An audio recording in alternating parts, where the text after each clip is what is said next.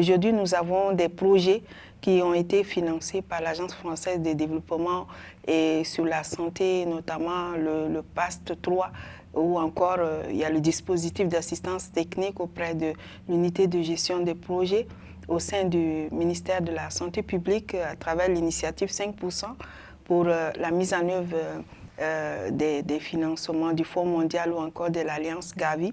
Donc oui, le partenariat continue et nous espérons que ces appuis justement continueront.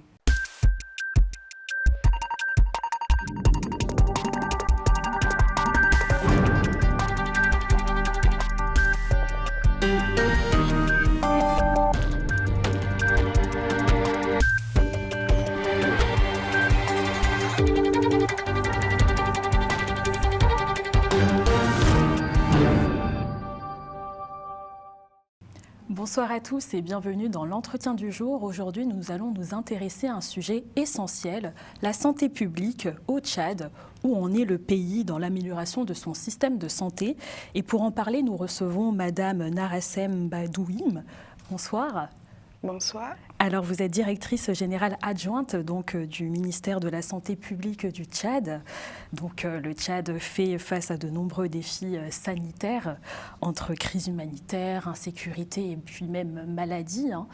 Donc, quel état des lieux aujourd'hui de la santé au Tchad? Est-ce que le ministère fait de son mieux? Il y a des améliorations, des progressions, ou au contraire, on se redresse, on régresse?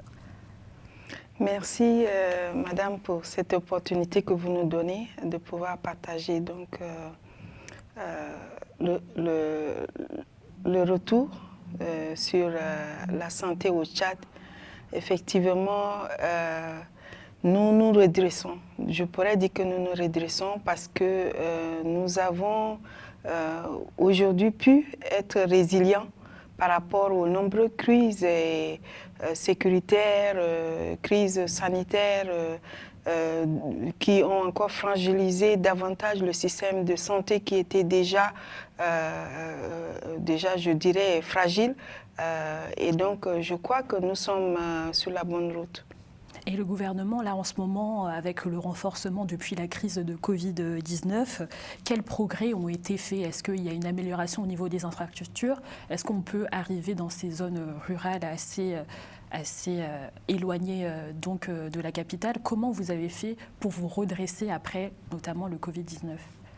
Effectivement, il y a un plan national de développement sanitaire qui a été élaboré et sur la base duquel des interventions sont réalisées. Et aujourd'hui, nous avons encore plusieurs centres de santé au niveau décentralisé, au niveau des provinces, qui ont été encore créés, des hôpitaux provinciaux qui ont été aussi construits et équipés et ouverts en 2023, en 2024. Donc en termes d'infrastructures, le gouvernement a pu faire de son mieux. A pu faire de son mieux, oui, mais elle a aussi vraiment lancé, on peut quand même féliciter le Tchad au niveau des vaccins, notamment avec la mortalité infantile contre, en tout cas, ces mortalités-là. Il y a eu 3 vaccins pour justement lutter. C'est une avancée majeure, mais est-ce que vous arrivez à avoir une large couverture vaccinale? Comment vous faites pour sensibiliser les populations qui sont souvent réticentes pour ce vaccin-là? Oui, merci pour cette question.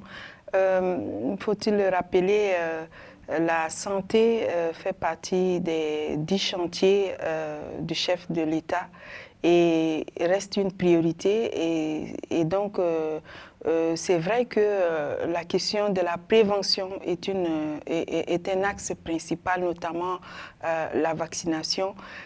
Nous avons fait une enquête sur la couverture vaccinale en 2024 et les résultats vraiment nous ont montré qu'il y a eu un net progrès par rapport aux années précédentes quant à la couverture vaccinale. Et le paludisme, qui est la première cause de mortalité au Tchad, aujourd'hui donc fait l'objet de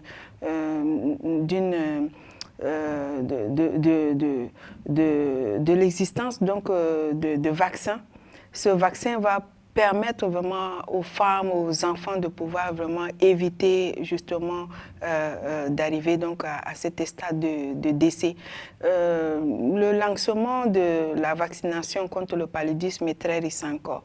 Le ministre de la Santé publique et ses partenaires donc, ont fait ce lancement il y a 2 mois à peine et je crois que nous allons renverser vraiment la tendance avec ces vaccins. Et comment vous faites pour faire face donc à ces croyances qui persistent quand même hein, au niveau de la vaccination, la population a peur souvent.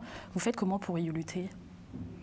Effectivement, il existe aussi des pesanteurs socio-culturels, notamment contre la vaccination, les refus lors des sorties vaccinales.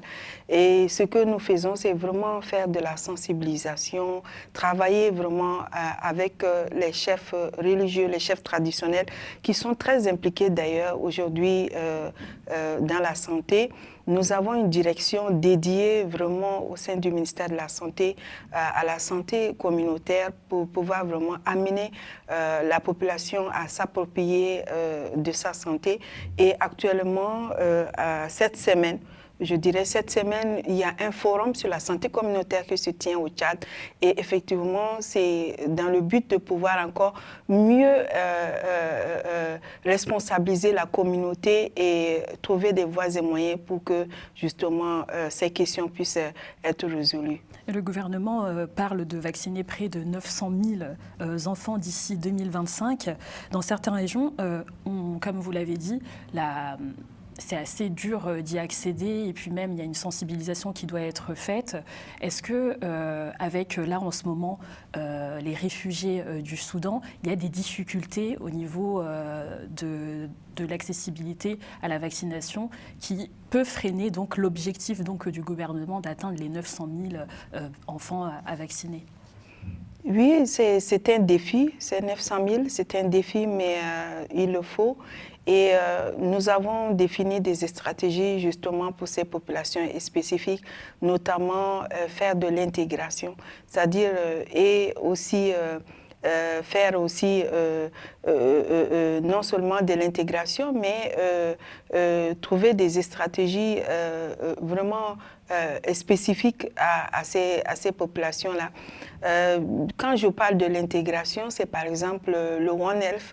Nous travaillons ensemble avec le ministère de l'Élevage, le ministère de l'Agriculture et de la décentralisation afin de pouvoir justement mutualiser les efforts, avoir une synergie d'action, utiliser les couloirs de transhumance par exemple pour vacciner non seulement les animaux, les bêtes, mais aussi vacciner les enfants et les femmes lorsqu'il y a ces sorties-là. Et aussi pour les réfugiés, aujourd'hui, nous voudrions remercier vraiment les partenaires techniques et financiers, les ONG, les humanitaires, qui nous accompagnent vraiment dans la vaccination dans les camps de réfugiés. Effectivement, ces populations, frères ou sœurs, sont entrées avec des maladies donc des maladies qui jusqu'aujourd'hui ont été pour certains éradiquées déjà du Tchad, mais donc effectivement c'est une préoccupation. Et vous travaillez avec d'autres ministères, dont l'élevage, comme vous l'avez dit. Et est-ce que vous travaillez aussi avec le ministère de la Défense, notamment il y a beaucoup d'attaques des centres de santé. Vous êtes aussi en synergie avec eux pour savoir comment vous pouvez accéder dans des centres où on peut y être attaqué, parce qu'il y a eu des ONG, des médecins qui ont été morts lors de ces centres de santé. Comment vous faites? Vous travaillez avec le ministère de la Défense? Merci pour cette question qui est très importante. Effectivement, nous travaillons avec le ministère de la Défense. D'ailleurs, ils sont vraiment impliqués dans les interventions et lorsque nous faisons le bilan annuel, ils sont là pour qu'on puisse ensemble, et même dans l'élaboration de nos plans, ils sont conviés. Effectivement, dans les zones d'accès difficiles où la question de la sécurité se pose, ils nous ont vraiment aidés. Ils ont vraiment aidé afin de pouvoir apporter les vaccins, apporter les équipements, les intrants vraiment dans ces zones-là. Vous allez toujours donc soutenir les réfugiés soudanais dans cette mesure-là, où vous êtes en efficience, où vous êtes assez corsé, c'est-à-dire à quel prix vous donnez tous ces aides? Vous souhaitez toujours donner l'aide aux réfugiés soudanais, où il y a une certaine mise de côté, on va dire, certaines réticences par rapport à ça? Merci. En fait, le Tchad, à travers son gouvernement, a toujours vraiment été très disponible pour pouvoir apporter un appui à ces réfugiés. Ces frontières ont été ouvertes à toute cette population et je crois que le président de la République, à travers le ministre de la Santé publique, donne tout son soutien à cette population-là. Malheureusement, nous avons constaté que les partenaires sont aujourd'hui essoufflés. Les aides, les appuis sont réduits et donc c'est un appel que nous lançons afin que vraiment, c'est plus de 40% de ces réfugiés qui se retrouvent au Tchad. Il y a quelques mois, ils étaient plus de 50%. Actuellement, ils sont à 40-41%. Mais ça représente vraiment une grande pression sur le système de santé au Tchad et notamment sur les autres départements. Là, en tout cas, le Tchad aide, on va dire, les Soudanais. Par rapport à cette aide, il y a eu l'aide militaire que vous avez rompue par rapport à la France. Et qu'en est-il donc de l'aide médicale au niveau de la France? Est-ce que vous avez toujours besoin de cette aide de coopération au niveau de la santé, ou bien même vous avez d'autres partenaires étrangers pour vous accompagner dans cette trajectoire?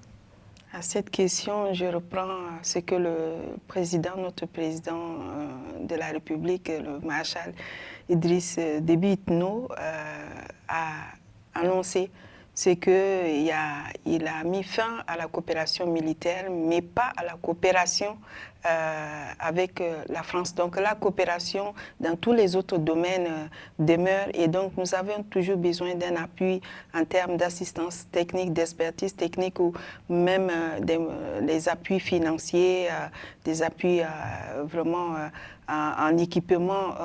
Ça reste d'ailleurs, aujourd'hui nous avons des projets qui ont été financés par l'Agence française de développement et sur la santé, notamment le PAST 3, ou encore il y a le dispositif d'assistance technique auprès de l'unité de gestion des projets au sein du ministère de la Santé publique à travers l'initiative 5% pour la mise en œuvre des financements du Fonds mondial ou encore de l'Alliance Gavi. Donc oui, le partenariat continue et nous espérons que ces appuis justement continueront. Et quels sont les défis actuels que connaît le Tchad? Est-ce que vous voulez mettre en place, en ce moment on parle beaucoup de digitalisation, c'est un défi aussi pour vous que vous comptez mettre en place à l'avenir? Oui, merci. Effectivement, le mandat du chef de l'État a été mis sous le vocable la modernisation du système de santé.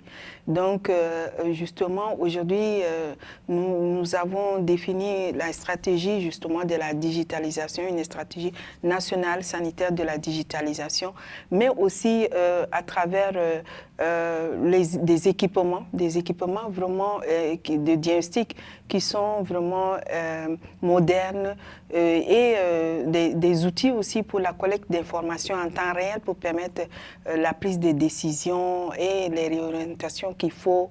Et donc, nous pensons que vraiment cette modernisation doit se faire pour pouvoir mettre le système de santé vraiment face aux défis de l'heure. Merci beaucoup, Madame Narassem Mbadouim, donc directrice adjointe générale du ministère de la Santé publique du Tchad. Merci à vous, très chers téléspectateurs. On se retrouve très bientôt pour de nouveaux entretiens du jour sur Global Africa Télé Sud.